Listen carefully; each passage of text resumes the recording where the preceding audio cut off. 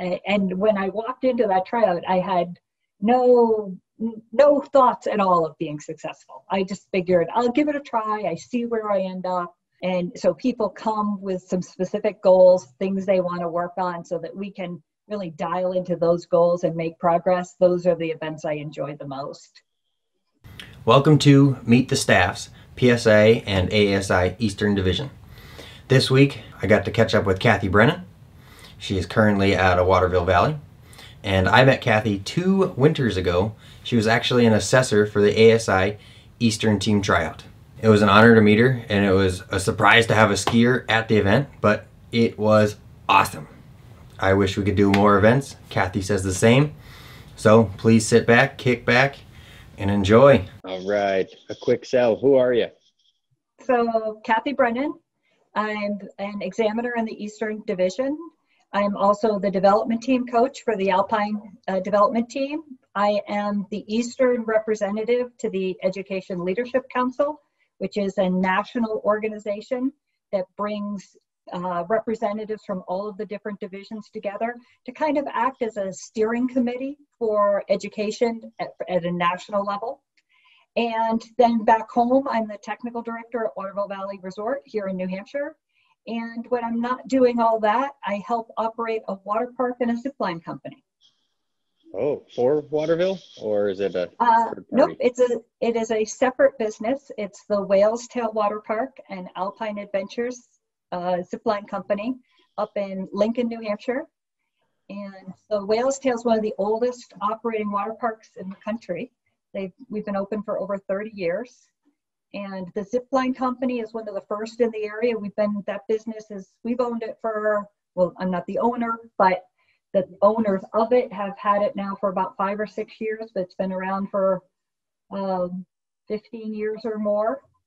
And it's a really cool operation. It's not on a ski area. So we use Austrian troop transport vehicles called Pinzgauers that drive people up to the height of land. It's like a slow motion roller coaster ride to get up to the top. And then you zip your way back down to the bottom. And so it's a really unique, really cool adventure. Yeah, that must be a blast. It's a blast. It's a blast. And for those businesses, I'm in charge of everything that takes in money. So the reservations, ticket sales, gift shop, food and beverage, and all of the systems that support all of that. So the reservation system, the POS, the point of sale system, the customer database, the phone systems, the networks, the credit cards, all of that for those 2 businesses, I try to keep running. So keeps me pretty busy. Yeah, I was going to say that keeps you real busy. Yeah. That's the important stuff. Exactly. Man, oh man. So yeah, you don't have much time. No. The water park is just a seasonal business. It's only open about 90 days. The zipline company actually operates year round. So in the wintertime, if I'm not at Waterville or I'm not on the road for PSIA, I'm there doing operations, planning for the next summer, putting products up on our online store, all those types of things. So keeps me really busy year round. Yeah, that's not too bad. No. Do you get to drive those Austrian vehicles? I have driven one, which is pretty cool. Not well, but it was fun to drive on. I would be really nervous to drive one on the train. Our drivers take our guests because it really truly is a slow motion roller coaster, and it goes up and over stuff. And if I had a truckload of customers in the back, I would be anxious about it. Our drivers do a really cool job. So you jumped right into it. How long have you been on the PSIA staff? I made the development team in 2008. Oh, okay. It's been a number of years. And how long have you been a member of PSIA and AASI? Well, let's just say I got my 30-year pin a couple of years ago. All right. Nice. What other certifications do you have just besides the PSA certifications? So I've got obviously my Alpine level 3. I've got my CS2, Children's Specialist 2. I have my Tele 1, working towards my Tele 2. I'm currently working on my USSA 100. And the biggest thing I've been working towards lately, which I just applied for and hope I'm going to get, is my International Ski Instructor Association stamp. Oh, nice. And it used to be you could just, if you were level 3, you could apply for it. But a lot of the other alpine nations have a lot stricter requirements to get their highest level of certification.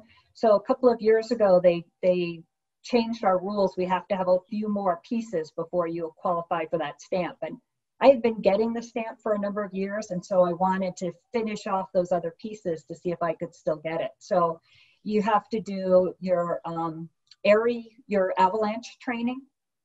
So I spent a couple of days up on Mount Washington in January 2 years ago, learning, going through all the avalanche training and the beacons and the digging pits and all of that.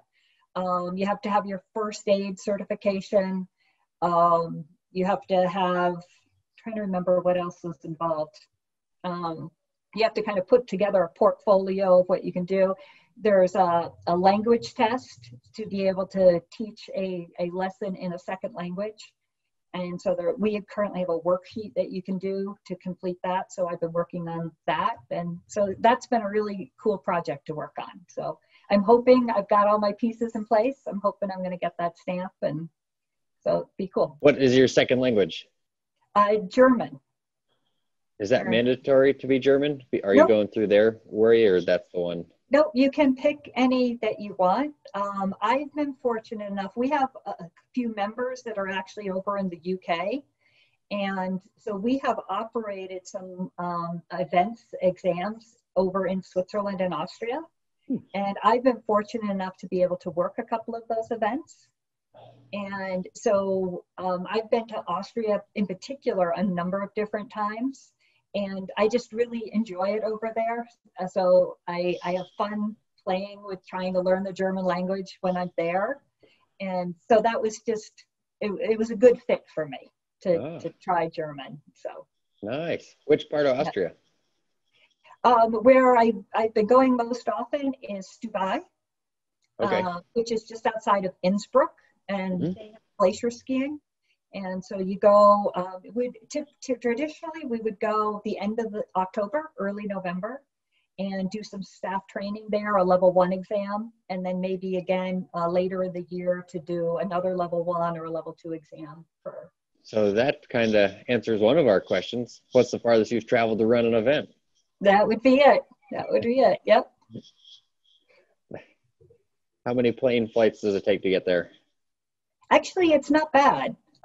Because you fly into Munich, Germany, at least the way I've gone. You fly into Munich, Germany, and then typically hop on a train, and then a train to either a car or a bus into the valley, and you're all set. So Boston to Munich is a direct flight. If you want to do, another airline, sometimes you have to do a couple of hops around here, but pretty easy way in. So are you planning to teach over there regularly if you get your certification?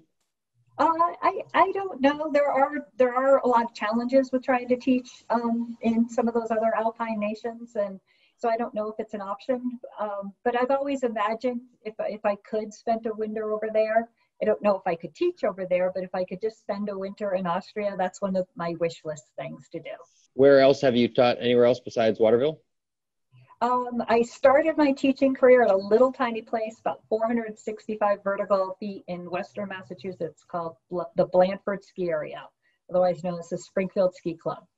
And so I started there when I was in high school and got the bug and was there for a number of years, part-time. I did a couple of years after that at Mount Wachusett in Massachusetts.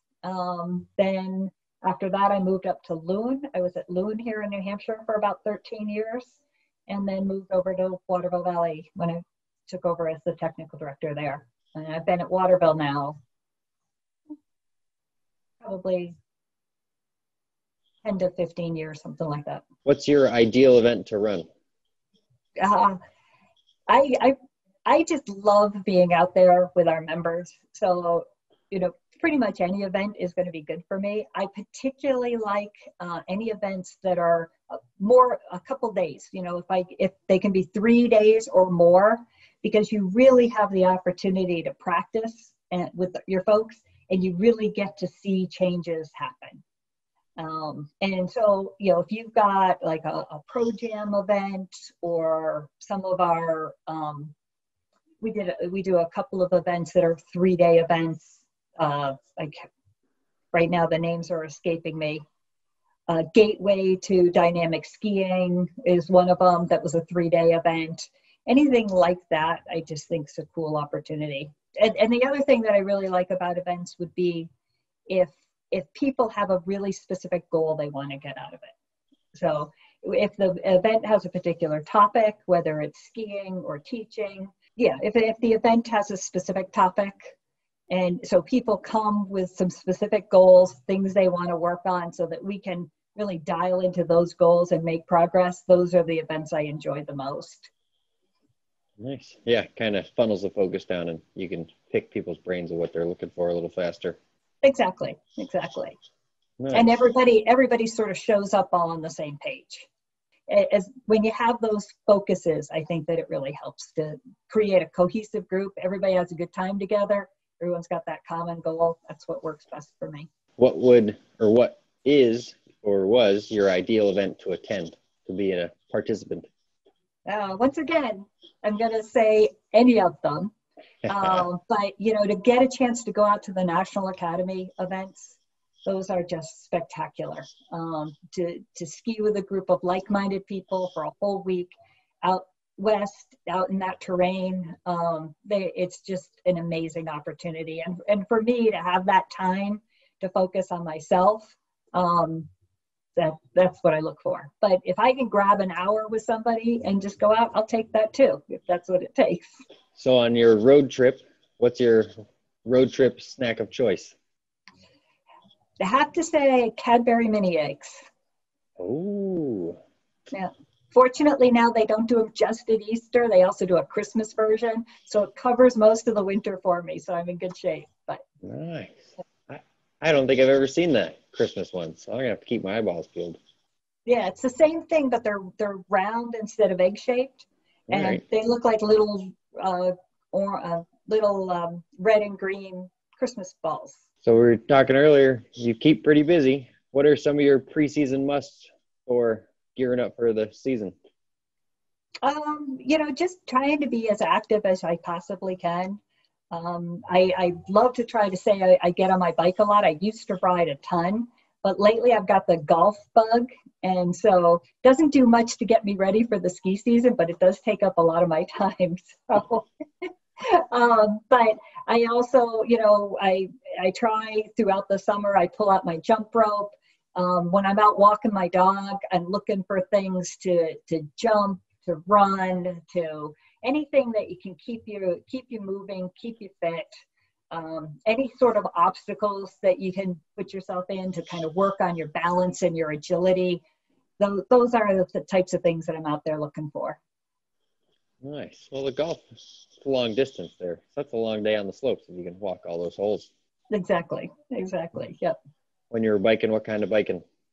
Road bike. I do have a mountain bike, but it's kind of an older model. I probably would enjoy mountain biking a lot more if I had an updated bike, but I have a spectacular road bike. And when I get on, I just went riding 2 days ago. And every time I get on my bike, I just it feels so good to be out there riding. And it's just a joy to go out and pedal a bit. Nice. Is it hilly out there, or do you have a lot of big hills, or do you stay to the flatter stuff when you're road biking? Actually, around where I am, we have some great hills. And it's funny because a number of years ago, I did a ride with a friend of mine. We rode from Jacksonville, Florida, up to Hilton Head and back. And took us a handful of days. It was about a 500-mile ride to do. And it was flat, absolutely flat. And so the only time we got to go down a hill was when we went over a bridge. And I hated it. I was like, I don't like the uphill climbing part that much. I like the downhills. But being someplace where it was just that flat was just awful. I like the variety of having to climb up and then to coast down the other side. So Yeah, always kind of seeing that, like, oh, I'm going there, but being able to see it the whole time is a little tough. It's like, oh, yeah, still very well, far away.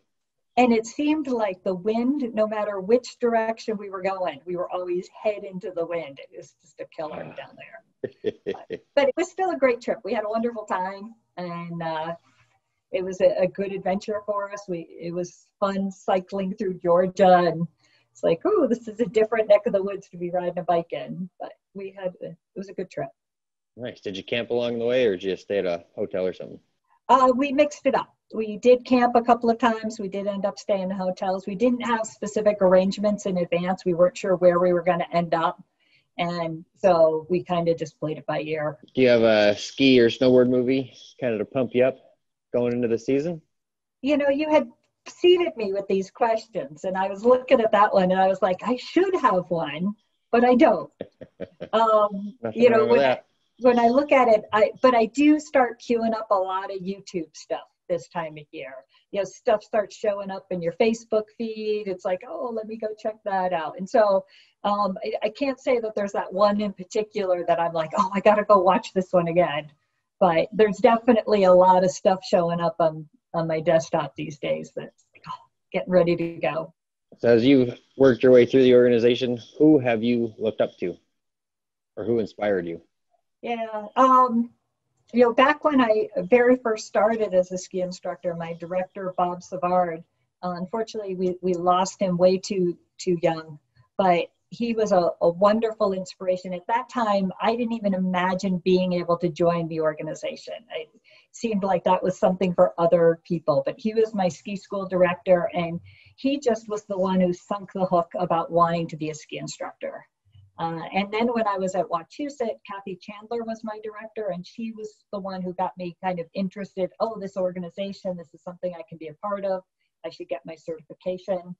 And when I moved up to Loon, I was very fortunate. I got to work with Lisa Siegel, Matt and Jeb Boyd, who are all, you know, amazing resources in our organization. And so they were the ones. I was part-time at the time, and I already had my level 2, and I honestly was in my 30s, and I thought the level 3 was not for me. I thought at that point in time, as a part-timer, it was out of reach, that I would need to be more full-time in order to do what I needed to do to achieve that goal. And they were the ones who were like, no, Kathy, we really think you should try for it. We think that you could do it. And so I worked really hard training with them. Went for my level 3, was successful. And then there was a couple of years where I was kind of lost, like, what am I going to do now?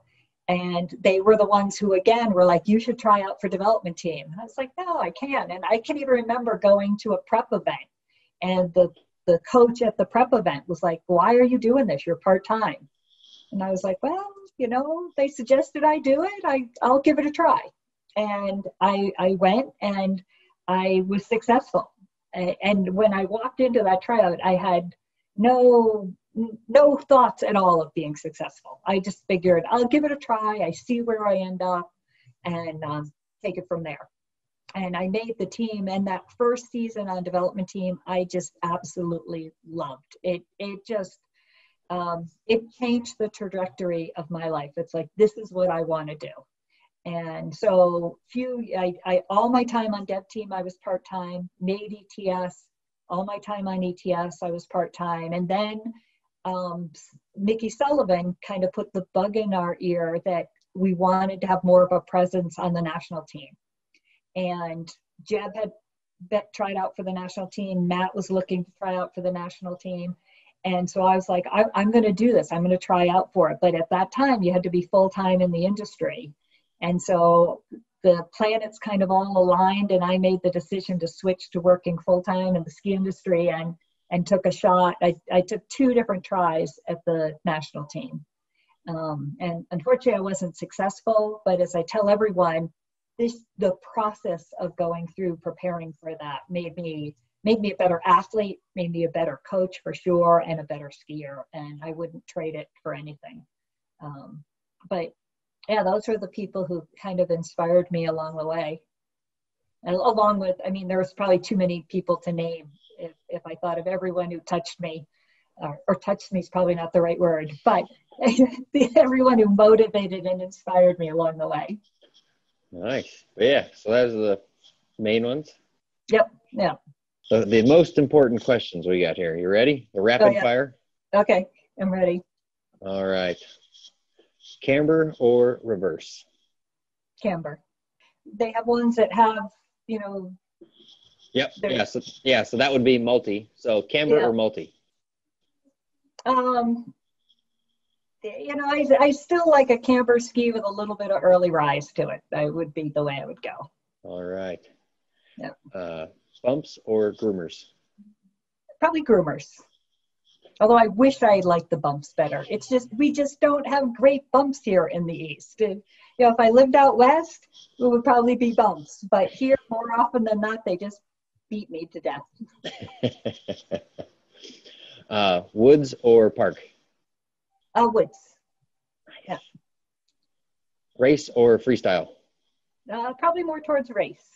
There's the Monday beer league race for the locals, and so that's the time I get to go out and play with my friends out on the hills. So nice. Is it all solo people or do you have teams?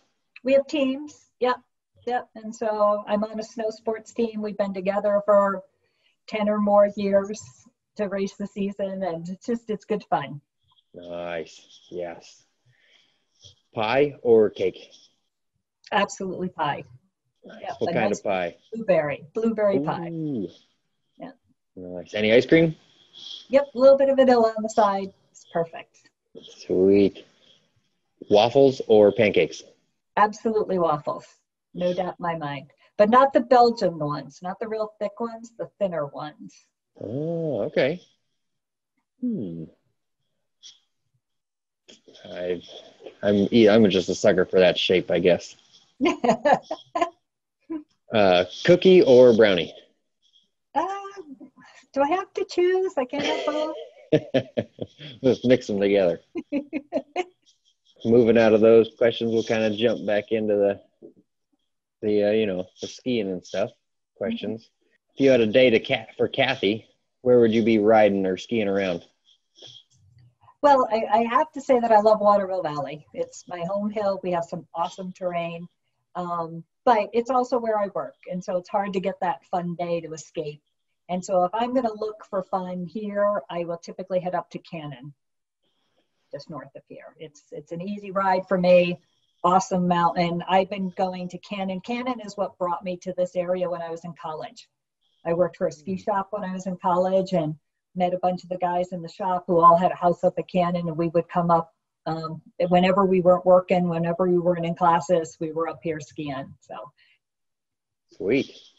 What type of terrain do you kind of search for? Depends on the snow?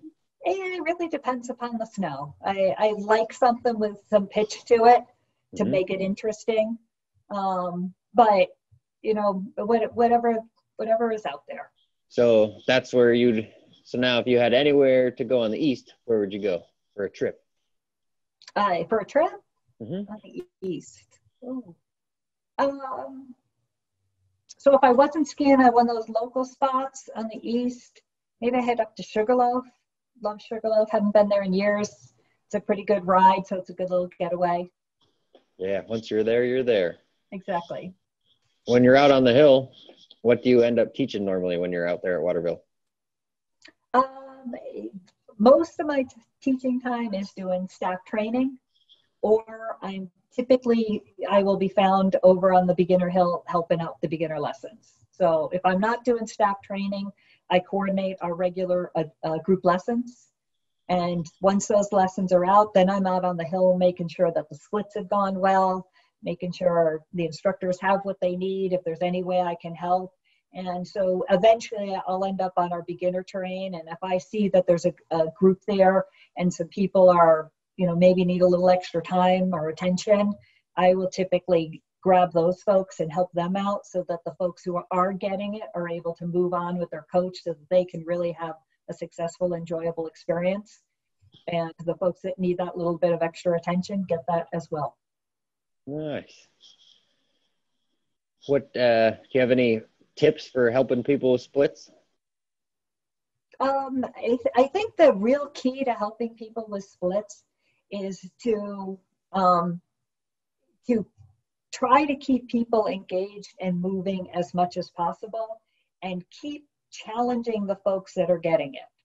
So, at a very simple level, if they're just sliding on snow, the first time sliding on snow, and you've got someone who gets it, instead of having them just slide on snow over and over again, the ones who get it, can they do it and add in a little hop? Can they do it and, get down and pick up some snow and toss the snow to you on the way down? Can they, I don't know, I'm trying to think of snowboarding and skiing examples, but in skiing, they've got 2 feet. So, can they stamp their 2 feet, pick one up, pick the other? Can they slide just on 1 foot? Can they do it switch? Can they step around a little bit of a turn? So you're keeping them there, you're challenging them, you're keeping them engaged, all the while that the folks that need more effort are continuing to they're just trying to basically slide on snow and gain their comfort level. But that way, everybody feels like they're doing the same thing. The people who are struggling a little bit might not even notice that the other folks are itching to move on, because they're there, they're having a good time, they're staying engaged. And so there's a lot of different ways you can tweak an individual activity to increase the challenge in it. So try to keep everybody together, but just make sure that the folks who need that little extra challenge are being challenged in that way.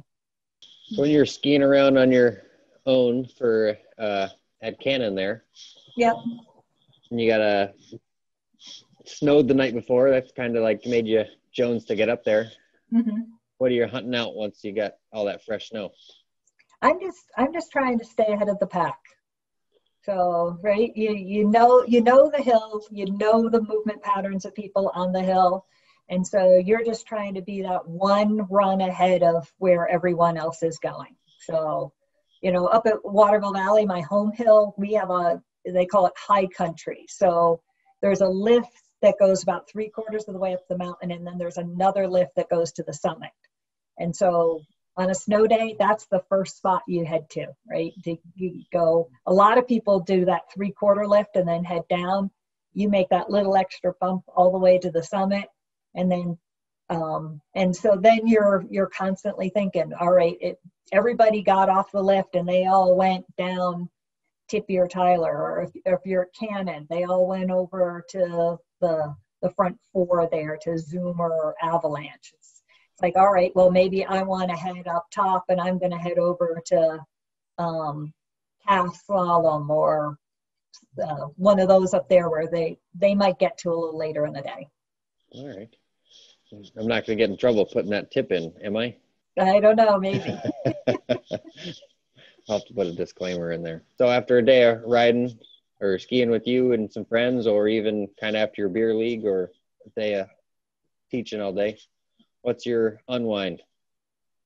My unwind? Well, I love to stop at the bar at the end of the day. Yeah, it's either a nice cold beer, or maybe it's a Kettle One martini, slightly dirty with some olives in there. It's a perfect way to settle down at the end of the day. To keep it off of the alcohol front, the other nice thing to do is come home, nice hot shower, good big plate of food in front of a fireplace, just kind of relax and remember what a great day you had out there. Yep. And with the fireplace, you can melt right into the couch. Exactly. Do you have any go-to pocket snacks? Pocket snacks. Kind bars. They make a kind bar, a little mini kind bar, a little dark chocolate, some nuts in there. It's easy to carry. Just that extra, just little bump of energy if you need it. Works perfect. I will tell you, you asked me earlier about, events that I really enjoy doing. And one of my favorite events of all time was getting to be with the snowboard team when you guys selected your Eastern team.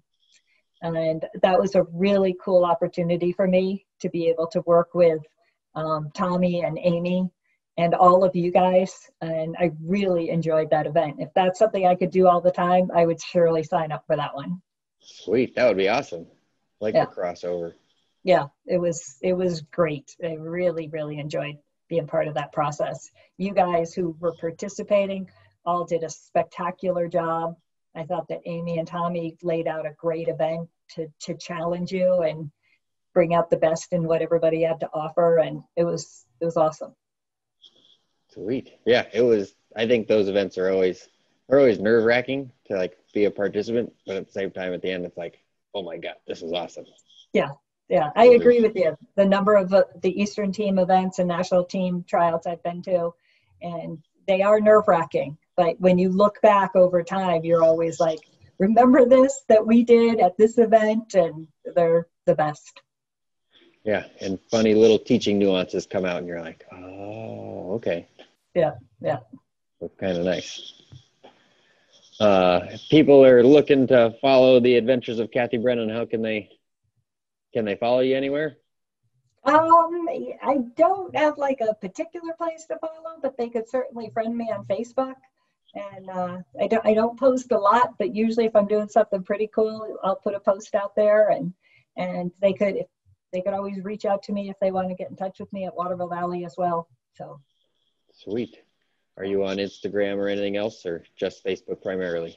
I do have an Instagram account, but I don't really ever post anything up there. So you probably wouldn't get much from me if you were following. You can follow me because I'm definitely there, but you're probably not going to see much from me there.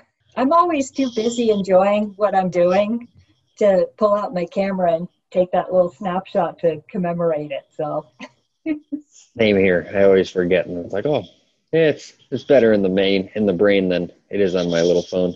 So. Exactly. There, I got an AT set up last year. So even if the lifts aren't spinning, there's opportunities to go out there and hike up and make a few turns. So nice. Are you ATing on your telly stuff, or are you just ATing on your Alpine stuff? I do have my tele gear, but I put the AT setup on an Alpine ski. Yeah. Gotcha. Okay. Yeah. Nice. I'm sponsored by Head, and so Head has been very good to me, and so I have the core ski works perfect for that. And so that's really was a slick setup that I did last year. So what's your go-to daily driver for skis? I'm typically on like a Cheater GS ski, race ski. So it's not a full-blown, it's not a full-blown race ski. It's a little bit shorter, a little bit softer, but it provides me the performance that I enjoy out of a ski. The Headline has some great super shape skis, which a lot of our members are on. It's a great ski because it just loves to turn. It loves to make that perfect carved turn, which I love to do. But I find that I kind of get into a groove with that ski, whereas the Cheater GS requires that I stay a little bit more engaged in the process. And one of my challenges is I tend to move too quickly into the new turn, and that super shape from Head will allow me to do that. That ski will be right there with me. But if I get onto that GS ski, I'll just fall over. And so it gets me to be a little bit more patient with my movement pattern and slow everything down, be a little bit more accurate up at the top of the turn, which is something I'm looking for in my own skill set. And so that's my go-to. Nice. What's your favorite ski of all time? Favorite ski of all time? That's a good question. I don't know. The first ski that popped into my head was the old Atomic Red Sled. We're going back a ways. Back when it was 200 centimeters long, and Bill Johnson won the Olympic gold on that ski. And it was kind of my first real ski. And I just love that board. Just absolutely love that one. So I'd probably have to say that one because it's an emotional connection to it than probably performance wise, but that's the first one that comes to mind. Nice. Is that the biggest ski you owned or like skied on? Yeah, that's probably the biggest one I owned. I had skied on something a little bit bigger than that, but they never had them. They never owned one that bigger than that. All right, 200. That's It's getting right up there. But in those days, that's what it was. If Cannon Mountain has a tram on it, and so you would get on the tram, and everybody's skis had to be up here, right? That was the thing. And so if your skis weren't up there, you would actually hold them up higher so that the kids they were up high with everybody else's. So yeah, that was the thing to do back in those days. And for a long time, the ski industry, they wanted to create skis like we have now with this great shape in them, but it was hard to find the materials that could withstand the pressures. And so they had the vision of what they wanted to do, but when they would try to perform on them, they would just fall apart. And so it wasn't until some of the plastics and some of the different laminates and the fiberglasses and whatever all they put into the ski that they could design them in such a way that they would hold up. And that's where we've come up with our skis that have more shape to them. And so we don't go for that 200 length because we've got that much edge, but in a slightly shorter package. So, well, this has been a pleasure, Tom. Thanks for asking me to participate in this, and I really enjoyed it and enjoyed sharing my experience. It's been great. People have often asked, why do I do this? And all of the best things in my life have somehow been connected to skiing. And so it's just been a part of my life. My first picture of me as a skier, I was 13 months old. And so I still have the skis, and they were little wooden ones, and they just strapped to my rubber boots. And according to my parents, they were such a pain in the neck to put on that they would put them on in the morning and they would leave them on all day. So inside the lodge, outside the lodge, eating my lunch, having my diapers changed, I just had these things on my feet. And so, and again, it probably really wasn't skiing. It was probably just more walking around. But that's when this love of the sport started for me. And I've been doing it every winter since, and I wouldn't have it any other way.